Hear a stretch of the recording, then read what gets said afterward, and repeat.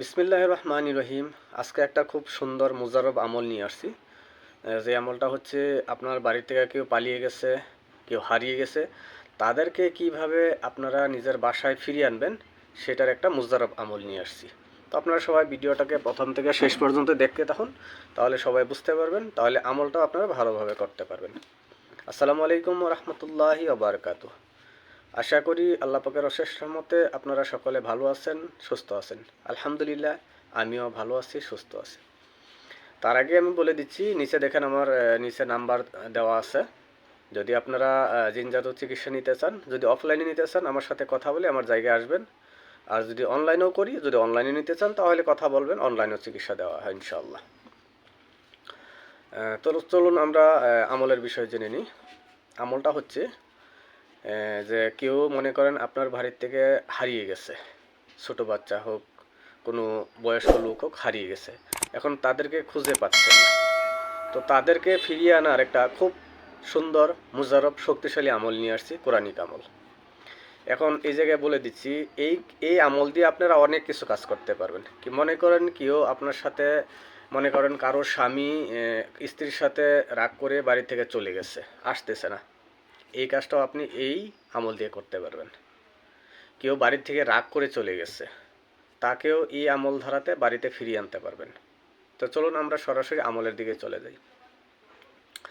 দেখেন, আমি একটা স্ক্রিনের মধ্যে নকশা দিয়ে রাখছি, আপনারা এই নকশাটা ভালো করে দেখে নেন।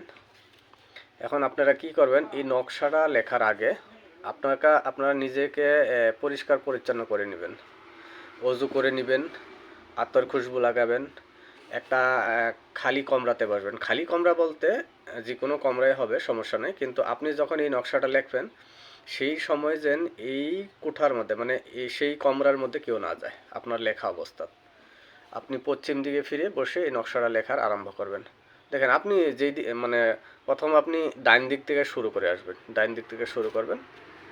এই নকশাটা কোন দিন লিখবেন, লেখার নিয়ম হলো আপনি রবিবার দিন যে কোনো সময়ের মধ্যে আপনি লিখতে পারেন, তার কোনো সমস্যা নেই। রবিবার দিন লিখবেন জাফরান কালি দিয়ে।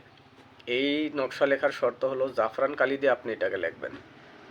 আপনি মনে করেন আপনার নকশা লেখা হয়ে গেল, এখন আপনার কাজ হচ্ছে আপনি এই নকশাটাকে আপনি মাদুলির ভিতরে ভরান। কেউ বলে মাদুলি, কেউ বলে তাবিজ, যে যেটি বলেন ভিতরে ভরান।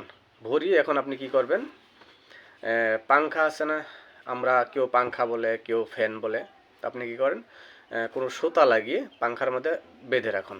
বেঁধে আপনি প্রতিদিন আধা ঘন্টা 1 ঘন্টা পাংখাটাকে চালু করবেন, মানে পাংখাটা এভাবে ঘুরবে, তো সাথে তো তাবিজটাও ঘুরবে। দেখবেন ইনশাল্লাহ, আল্লাহ চাহে তো 1 সপ্তাহের ভিতরে মানুষটা যেই জায়গায় থাকে, যেই জায়গায় বলতে মনে করেন যদি 20-50 কিলোমিটার ভিতরে থাকে, তাহলে মনে করেন আল্লাহ চাহে তো 1 সপ্তাহের ভিতরে চলে আসবে। কেউ মনে করেন দেশ ছেড়ে দূরে চলে যায়, তো মানে সে যত দূরে থাকবে তার আসাটা একটু সময় নেবে, তো সেই পর্যায়ক্রমে ইনশাল্লাহ কাজ হয়ে যাবে, শুধুমাত্র তার আসার সময়টা একটু বেড়ে যাবে। এটা একটা খুব মুজাররব আমল, খুব শক্তিশালী আমল। তো এই আমলটার এজাজত আমি সবাইকে দিলাম, আপনারা সবাই করেন। ভিডিওটা যদি আপনাদের ভালো লেগে থাকে, ভিডিওটা বেশি বেশি শেয়ার করে দেন, যেন অপর মুসলমান ভাইয়ের উপকারে আসে, সবাই যেন এই আমল থেকে ফায়দা নিতে পারে।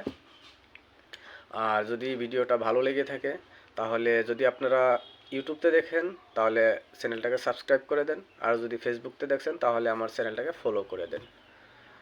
তো আজকের মধ্যে আমাকে এখানেই বিদায় দেন, এই শর্তে যে আপনারা আপনাদের নিজের খেয়াল রাখবেন।